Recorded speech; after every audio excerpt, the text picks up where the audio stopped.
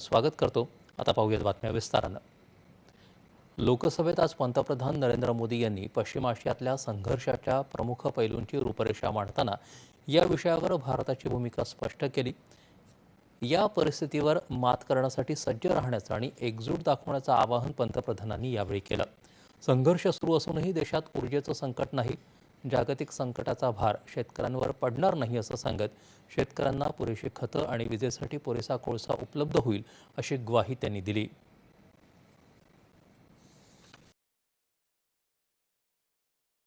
पश्चिम आशियातील संघर्षामुळे जगात निर्माण झालेल्या कठीण परिस्थितीचे दूरगामी परिणाम होण्याची शक्यता लक्षात घेता या परिस्थितीवर मात करण्यासाठी सज्ज राहण्याचं आणि एकजूट दाखवण्याचं आवाहन पंतप्रधान नरेंद्र मोदी यांनी केलं आहे. कोविडच्या काळात आपण ज्याप्रमाणे एकजुटीनं आव्हानांना सामोरं गेलो त्याचप्रमाणे आता आपल्याला पुन्हा तयार राहण्याची गरज आहे असं पंतप्रधानांनी अधोरेखित केलं. दुनिया में जो कठिन हालात बने हैं उनका प्रभाव लंबे समय तक बने रहने की आशंका है। इसलिए हमें तैयार रहना होगा, हमें एकजुट रहना होगा। हम हम कोरोना के समय भी एकजुटता से ऐसी चुनौतियों का सामना कर चुके हैं। अब हमें फिर से उसी तरह तैयार रहने की आवश्यकता है।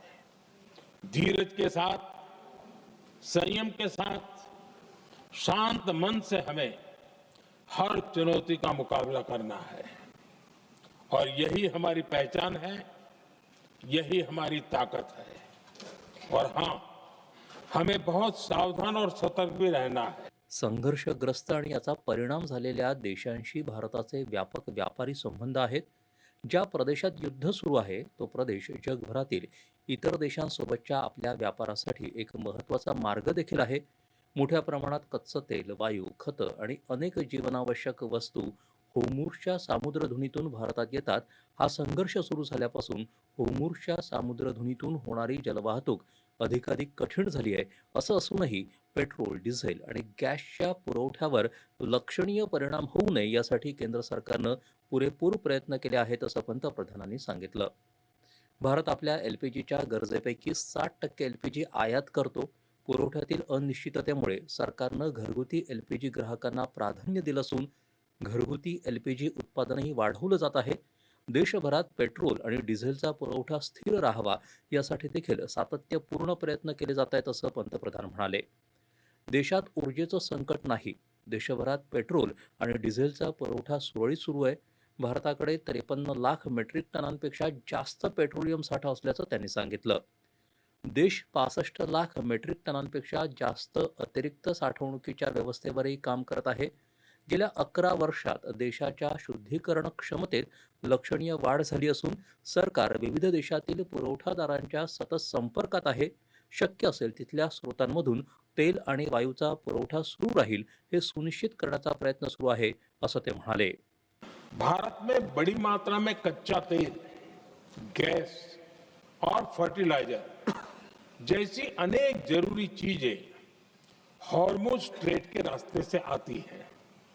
युद्ध के बाद से ही हॉर्मुज स्ट्रेट में जहाजों का आना जाना बहुत चुनौतीपूर्ण हो गया है।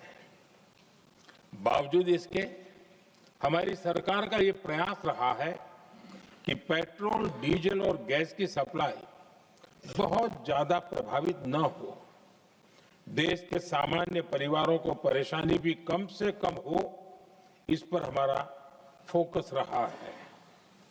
हम सभी जानते हैं देश अपनी जरूरत की 60% एलपीजी आयात करता है। इसकी सप्लाई में अनिश्चितता के कारण सरकार ने एलपीजी के डोमेस्टिक उपयोग को प्राथमिकता दी है। सुमारे 1 कोटी भारतीय आखाती देशांमध्ये राहतात आणि काम करतात. सागरी मार्गांवरून प्रवास करणाऱ्या व्यापारी जहाजांवरही मोठ्या संख्येनं भारतीय खलाशी असतात. या विविध कारणांमुळे भारताची चिंता स्वाभाविकच मोठी आहे. त्यामुळं या संकटाबाबत भारताच्या संसदेकडून जगासमोर एकमतानं आणि एकमुखी आवाज पोहोचवणं अत्यावश्यक आहे असं ते म्हणाले. संघर्ष सुरू झाल्यापासून 4.25 लाखांहून अधिक भारतीय सुखरूप भारतात परतले आहेत. आतापर्यंत इराणमधून सुमारे 1,000 भारतीय सुखरूप परतले असून त्यापैकी 700हून अधिक वैद्यकीय विद्यार्थी आहेत. परिस्थिती लक्षात घेता सीबीएसईनं आखाती देशांमधील शाळांमधील इयत्ता 10वी आणि 12वीच्या परीक्षा रद्द केल्या आहेत आणि विद्यार्थ्यांचं शिक्षण कोणत्याही व्यत्ययाशिवाय सुरू राहावं यासाठी सरकार आवश्यक पावलं उचलत असल्याचं त्यांनी सांगितलं. बाधित देशांमधील भारताचे दूतावास भारतीयांना सातत्यानं मदत करत असून तिथं काम करणारे भारतीय असोत किंवा भेट देणारे पर्यटक सर्वांना सर्वतोपरी मदत पुरवली जात आहे. भारत आणि इतर बाधित देशांमध्ये 24 तास कार्यरत संपर्क कक्ष आणि आपत्कालीन हेल्पलाईन सुरू करण्यात आल्या आहेत. याद्वारे सर्व बाधित लोकांना अद्ययावत माहिती पुरवली जात आहे. संकटाच्या काळात भारतातील आणि परदेशातील भारतीयांची सुरक्षा सर्वोच्च महत्त्वाची आहे, यावर पंतप्रधान मोदी यांनी भर दिला. भारतानं मानवतेच्या हितासाठी नेहमीच शांततेचं समर्थन केलं.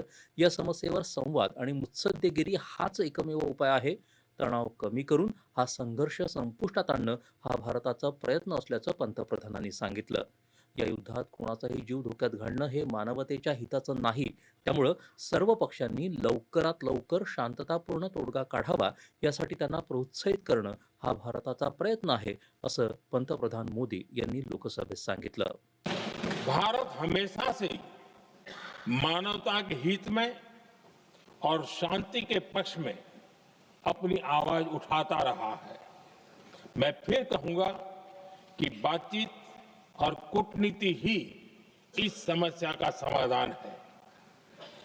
हमारे हर प्रयास तनाव को कम करने, इस संघर्ष को समाप्त करने के लिए है।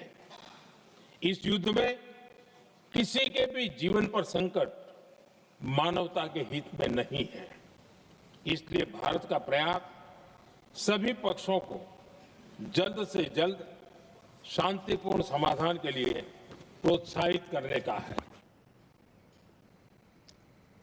जागतिक उलथापालथ आणि कठीण परिस्थिती असूनही भारतानं